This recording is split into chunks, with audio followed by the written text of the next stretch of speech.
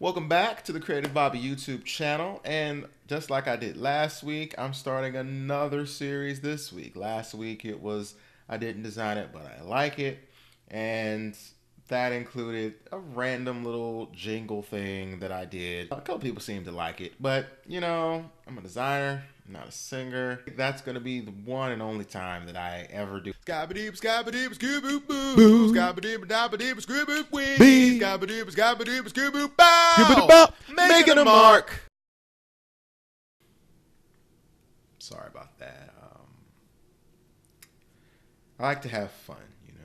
I'm making a mark on this video series. I kind of want to take you through the process from idea, from initial conception of an idea to the finished product, and actually show you that process in this video. So as I'm recording it right now, the logo has not been designed. I haven't even started sketching this idea.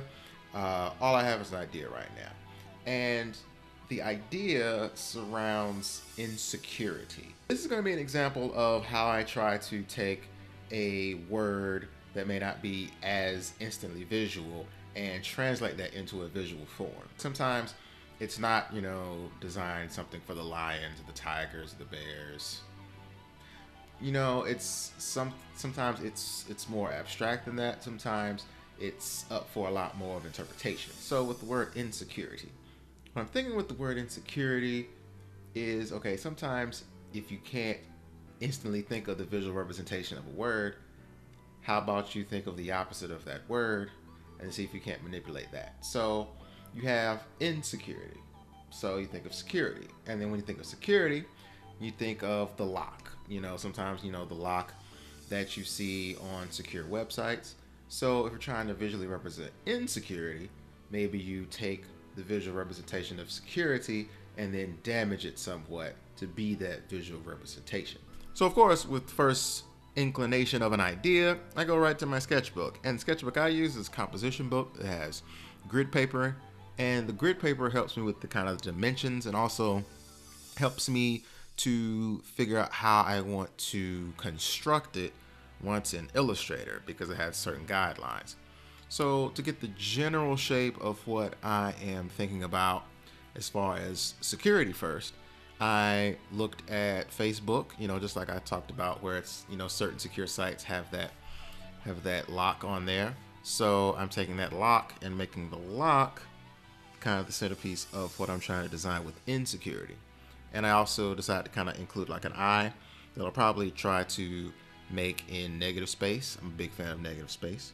So I'm going to go here, but then I still kind of want to add more to, you know, really drive home the insecurity feel. So we got the insecurity here with the eye representing here, and this eye. I like designs that have like multiple meanings. So you have this eye here, so that's the eye in insecurity, but it's also a human. It could represent a human being here. Now, I'll probably do something like maybe like take this part off, or maybe like do something where it's like a jagged, disconnection here. You know, this is something I can, you know, fine tweak in Illustrator, but the jagged here, so it's like the broken, like the lock has been broken.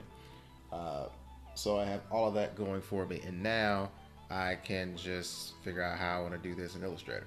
So yeah, I started with a square, a rounded square, and when I was making the rounded square, I wanted to make sure everything was right. So I actually went up to the shape tool, and clicking these will actually affect the corners. So when you have rounded corners, you can actually adjust just how rounded they are, what that radius will be on those edges. So after I did that, so this is like the basis of the lock. So what I did with the basis of the lock is kind of just play around, just kind of seeing what size of the bottom I want it to be. So it's basically like how much space do I want that to take up. And then I drew the circle. Now, when drawing the circle, I can actually, you know, manipulate this the way I want it to. So basically, it's just about getting the overall shape that you want. So with the circle, I actually drew the circle, flipped it to where it's stroke and nothing on the inside, and then matched up the circle and the block that I've made already. Kind of playing around with that to make sure just the general shape is the way I want it to be.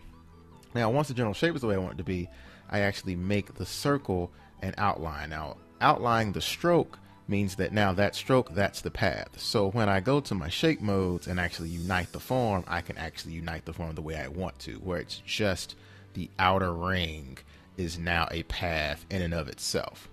So after I did that, then it's on to kind of taking this lock and manipulating it to where it represents insecurity. So with that, I want to make sure that my I/person is actually where I need it to be in the shape. So with negative space, what I actually like to do is, instead of trying to hand draw a path that leaves enough space to where the negative space tells the story I want it to tell, I just go ahead and draw the shape on top of the shape that I want. So I make sure it's white so I can differentiate between the shape I'm going to cut out and the base shape that I've made. So I have my rounded rectangle, I have the circle that I'm going to create, then I'm going to take that eye and just divide objects below. Divide objects below, I've discussed it before, one of my fave things. On this computer, I probably need to make divide objects below a shortcut. And you probably make a shortcut just for divide objects below. That's how much I use it. So once I divide those objects, boom, boom, the eye is all that's left. And then the only thing left here is to draw my jagged breaking, just to represent that this lock is broken. It is no longer secure. So I kind of draw a shape that kind of will give me that jagged look of what I want to cut out. Again, divide objects below, and then boom, I have the shape that I want, and there it is.